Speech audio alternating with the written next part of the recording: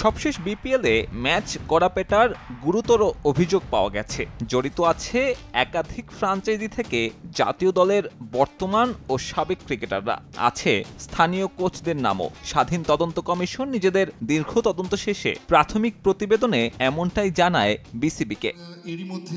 তবে চূড়ান্ত রিপোর্টের অপেক্ষায় অভিযুক্তদের নাম প্রকাশ করেনি বিসিবি। তাদেরকে আপাতত ক্রিকেট থেকে দূরে রাখারও নেই কোনো সুনির্দিষ্ট নির্দেশনা, আর তাতে অভিযুক্তরাও অংশ নিতে পারছেন এনসিএল টি20-র পরবর্তী আসরে। যখনই রিপোর্টটা চলে আসে যে কোনো খেলোয়াড়ের এগেন্সে, তখন ওই দিন থেকেই কিন্তু এটা অ্যাক্টিভেট হওয়া উচিত। কারণ আপনি যদি আপনার কাছে নাম আসে সেভাবে কিন্তু আগাতে হবে। বোর্ডের কাছে অলরেডি জমা দিয়েছে কিনা এটাও আমাদের কাছে কোনো আপডেট নেই। বোর্ড থেকে ইনস্ট্রাকশন না দেওয়া পর্যন্ত সিলেকশন প্যানেল কিন্তু ওইভাবে আগাতে পারবে না। শুধু বিপিএল নয়, ম্যাচ ফিক্সারদের দৌরাত্ম্য এখন দেশের ক্রিকেটের সর্বত্র। উঠতি ক্রিকেটারদের এই ফাঁদ থেকে দূরে রাখতে এনসিএল এর আগে কর্মশালা আয়োজন করবে টুর্নামেন্ট টেকনিক্যাল কমিটি। অলরেডি আলোচনা করেছে কিভাবে এগুলি থেকে খেলোয়াড়দেরকে দূরে রাখা যায়।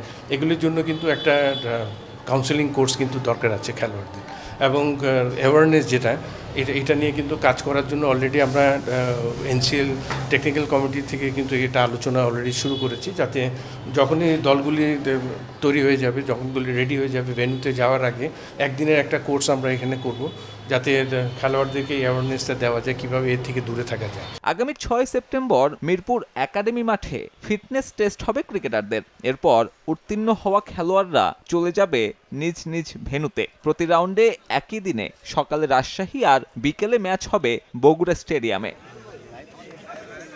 21 সেপ্টেম্বর 8 দলই চলে যাবে সিলেটে। সেখানে শুরু হবে তৃতীয় রাউন্ডের ম্যাচ। যুব বিশ্বকাপ সামনে থাকায় এবারের আসরে থাকছেন না অনূর্ধ্ব 19-এর ক্রিকেটাররা, যদিও হাই পারফরমেন্স ইউনিটের খেলোয়াড়রা ঠিকই খেলবেন পুরো টুর্নামেন্ট। সাব্বির মিথুন, সময় সংবাদ, ঢাকা।